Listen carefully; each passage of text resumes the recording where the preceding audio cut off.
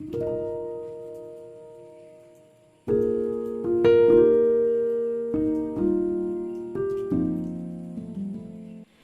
आज मैंने क्या क्या भिगाया ये देख लेते हैं। यहाँ पर है, ये लंच के लिए मैंने काली उड़द और राजमा भिगाया। और यहाँ पर है हमारी मूंग दाल, और उसके बाद है मूंगफली। इतनी चीज़ें आज, बादाम नहीं क्योंकि ख़त्म हो गए बादाम, आज लाने हैं मुझे मार्केट जाके।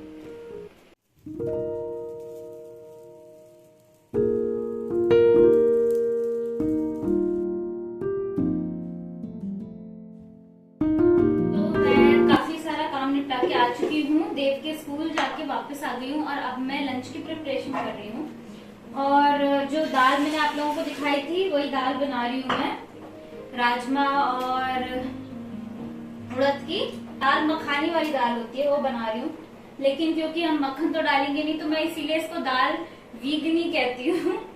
तो ये दाल वीगनी है और इसको क्रीमी टेक्सचर देने के लिए मैं इसमें काजू का पेस्ट डालती हूँ, तो बहुत अच्छा टेस्ट आ जाता है उससे। और इसी के साथ साथ मैं आज जो है एक काम करने वाली हूँ कि मैं अभी ही 2 सब्जी बना के रख दूंगी, और दाल तो है ही, क्योंकि रात में मैं आज नहीं बनाऊंगी। आज का दिन का खाना ही कंटिन्यू करेंगे रात में भी, और इसी के साथ साथ रात तक मेरे जो स्प्राउट्स हैं वो भी आ जाएंगे, तो सैलेड भी हो जाएगा। क्योंकि आज भी मैं जाऊंगी बैडमिंटन खेलने के लिए। तो लास्ट टाइम क्या हुआ था, मैं बैडमिंटन खेलने गई थी तो मैं इतना थक गई थी और मेरे इतना पेन हुआ था, तो बहुत ज्यादा खेल लिया था। और उसके बाद में आकर के फिर ट्यूशन भी पढ़ाने होता है और फिर खाना भी बनाओ, फिर उसके बाद में लेक्चर भी होता है, तो वो इतना ज्यादा मुझसे एडजस्ट नहीं हो पाता है। तो मैं अभी ही खाना बना के पूरा रख दे रही हूँ। रात तक हम इसको चलाने वाले हैं आज। और आज उत्तराखंड का एक फेस्टिवल है हरेला, तो जो उत्तराखंड से हैं उन लोगों को मैं बधाई देती हूँ हरेले की। हरेला भी हरियाली का प्रतीक है और वीगनिज्म भी इसी चीज का प्रतीक है। वीगनिज्म किसी भी तरीके से जानवरों के ऊपर होने वाले अत्याचार के खिलाफ एक आवाज है। तो मुझे लगता है कि इससे सुंदर सेलिब्रेशन हरेले का कुछ नहीं हो सकता, जो मैंने अपनी लाइफ में चुन लिया है। अब मैंने जिस तरीके से अपने जीवन को जीने का रास्ता चुन लिया है। और इसी के साथ साथ हमारी पढ़ाइयाँ तो चल ही रही हैं और काफी ज्यादा पढ़ाई कर रही हूँ। पिछले 2 दिन से मैं बहुत पढ़ाई कर रही थी क्योंकि मैंने व्लॉग नहीं बनाए, इसीलिए मेरी आई बहुत ज्यादा ड्राई हो गई थी, तो मैंने रेस्ट भी लिया। तो चलो अब मैं अपने काम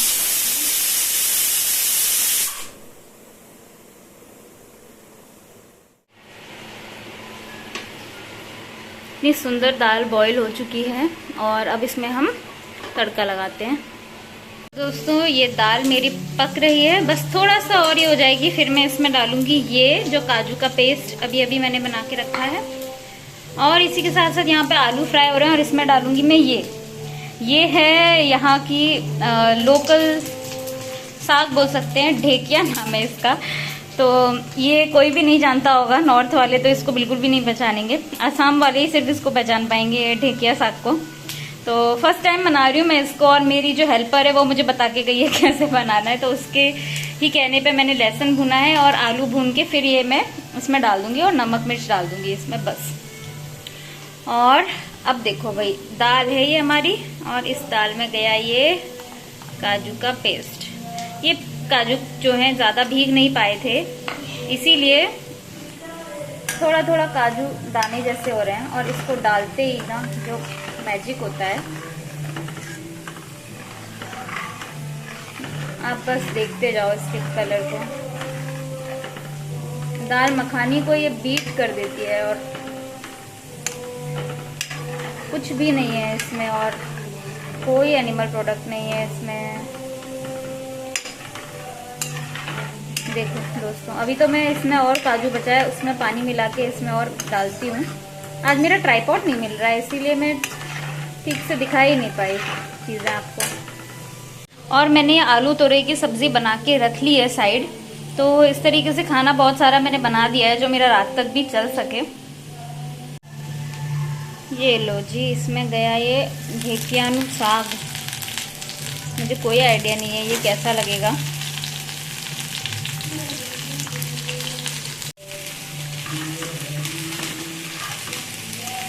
ये पूरी तरीके से सुंदर सा रंग लेते हुए काजू का पेस्ट पड़ने के बाद में, और यहाँ पे ये जो ढेकिया साग है ये बैठता जा रहा है पकते पकते, और इसकी खुशबू ना मेथी जैसी आ रही है दोस्तों।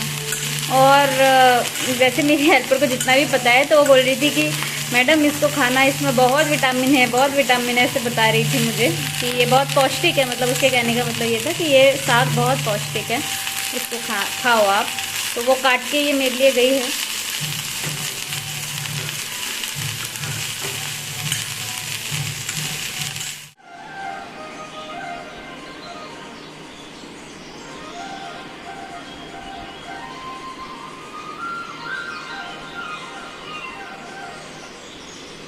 साढ़े 3 बजने में 5 मिनट बाद तो मैं एक आम खाने जा रही हूँ फटाफट से। मीठा खाने का मन हो रहा है और फिर बच्चे आ जाएंगे और हम पढ़ाई करेंगे। तो ये नया माइक्रोफोन आया, इसकी टेस्टिंग हम बच्चों से करवा रहे थे। मैं भी आप लोगों को कुछ सुनाती, लेकिन क्योंकि ये एक ही फ़ोन है अभी मेरे पास में और इसमें ब्लूटूथ से हम कनेक्ट कर सकते हैं कराओके, पर एक ही फ़ोन है तो इसीलिए मैं अभी आप लोगों को नहीं सुना पाऊंगी। बाय।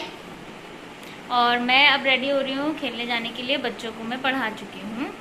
ये नाराई हूँ, देश का सिपाही हूँ, बोलो मेरे साथ जय हिंद जय हिंद जय हिंद जय हिंद जय हिंद।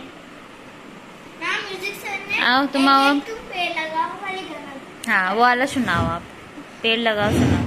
हेलो, कुछ हो नहीं रहा, मैं बोलने से कुछ नहीं हो रहा।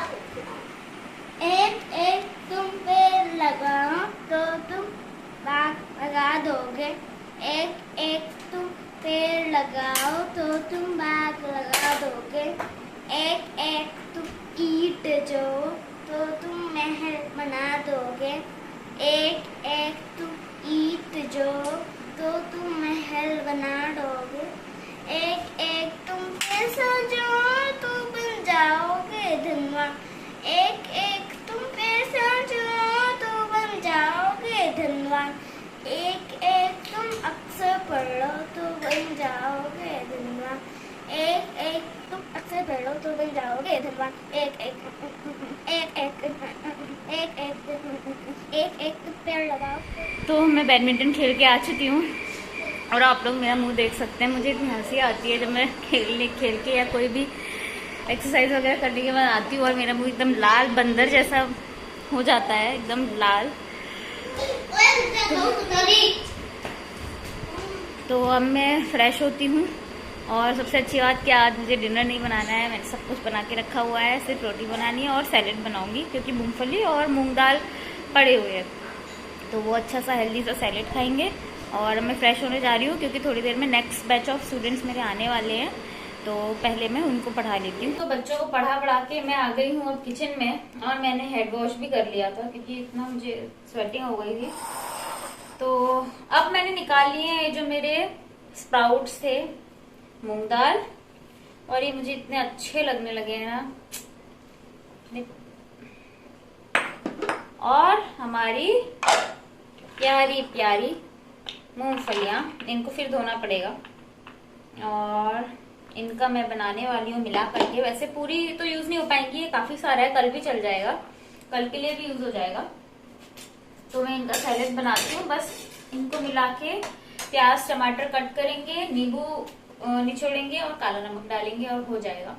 और इसी के साथ साथ मैं किचन मेरी फैली हुई है क्योंकि मैंने जो भी था दिन में बनाया था वो सब निकाल लिया, निकाल के मैं गर्म कर रही हूँ।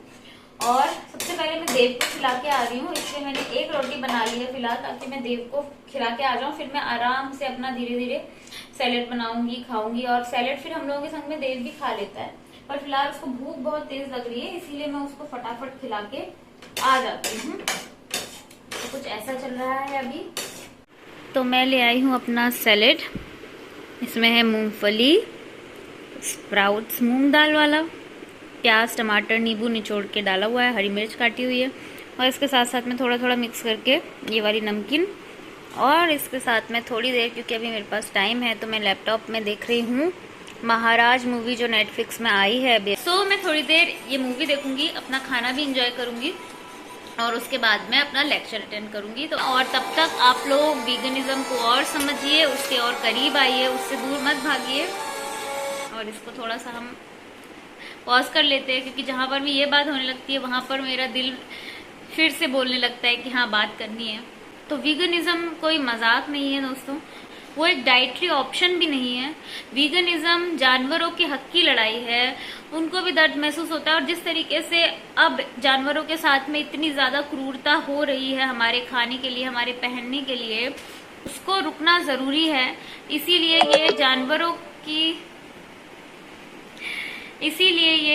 जानवरों की हक की लड़ाई है दोस्तों। ये कोई सिर्फ खाने पीने की पद्धति नहीं है, इस चीज़ को समझिए। ये जानवरों की हक की लड़ाई है, इस चीज़ को याद रखिए। अगर हम मासूमों की और कमज़ोरों के हक की लड़ाई नहीं लड़ेंगे तो हम ये आशा भी ना करें और हम ये ऐसी सोसाइटी भी नहीं बना रहे हैं जो कि अगर हम कभी कष्ट में हैं, तकलीफ में हैं, किसी ऐसी जगह पर फंस गए जहां हम कमज़ोर हैं, तो वहां पर हम ये आशा ना करें कि कोई हमें बचाने आएगा, क्योंकि ऐसे समाज की रचना ही हमने नहीं की है।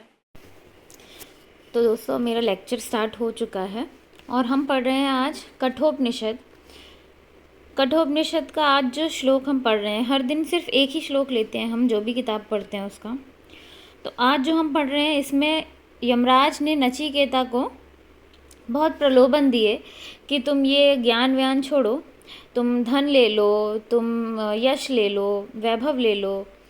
पर उनका जवाब क्या रहता है वो आज हम देख रहे हैं। तो उनका जवाब ये था कि मनुष्य को धन से संतुष्टि नहीं मिल सकती।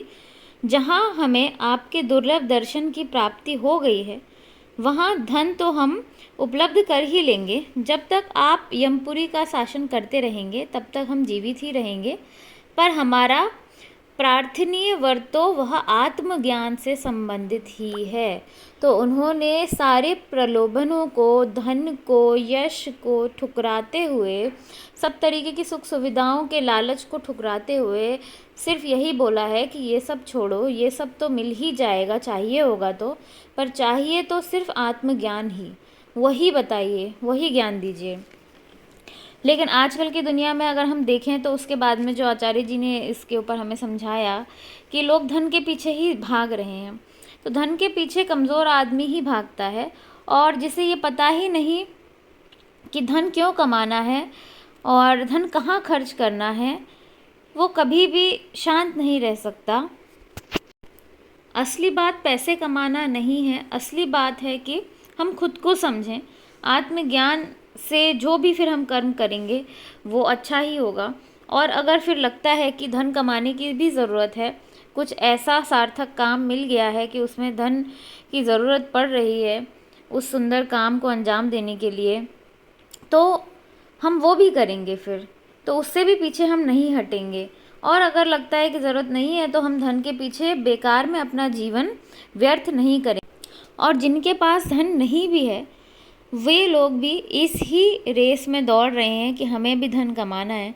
तो इन दोनों में कोई अंतर नहीं है, जिनके पास धन है और उसका दिखावा करते हैं और जिनके पास नहीं है और वो उसके पीछे भाग रहे हैं, ये दोनों एक ही रेस में दौड़ रहे हैं।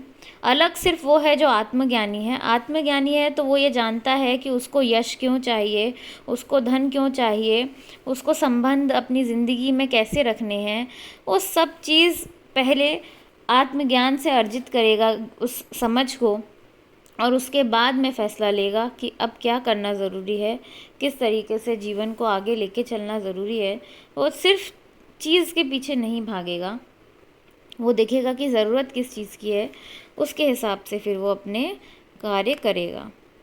तो ये सारी चीज़ें कल हमने समझी और बहुत दिमाग खुलता है। बार बार इन सब चीज़ों को हम रिपीट करते हैं, लेकिन क्योंकि हम दुनिया में वापस आ जाते हैं तो ये दुनिया भुलाने की कोशिश करती है चीज़ें। पर जितना हम इसमें बैठते जाएंगे इस ज्ञान में, वेदांत के ज्ञान में, तो उतना आप दुनिया को भी समझ पाएंगे अच्छे से, वरना ना दुनिया समझ आएगी ना हम खुद को समझ पाएंगे। तो मुझे तो बहुत बहुत अच्छे लगते हैं ये सारे ही ग्रंथ पढ़ने में। और इसके अलावा हम लोग अष्टावक्र गीता पढ़ रहे हैं और श्रीमद् भगवत गीता तो पढ़ ही रहे हैं, शुरुआत वहीं से ही हुई थी। और लाओ त्ज़ू ताओ ते चिंग भी पढ़ रहे हैं। आचार्य नागार्जुन के शून्यवाद को भी समझने की कोशिश कर रहे हैं और आचार्य प्रशांत जी का पूरा भरसक प्रयास रहता है कि वो हमें आसान से आसान शब्दों में ये सब चीज़ें समझा सकें। तो यही सब है।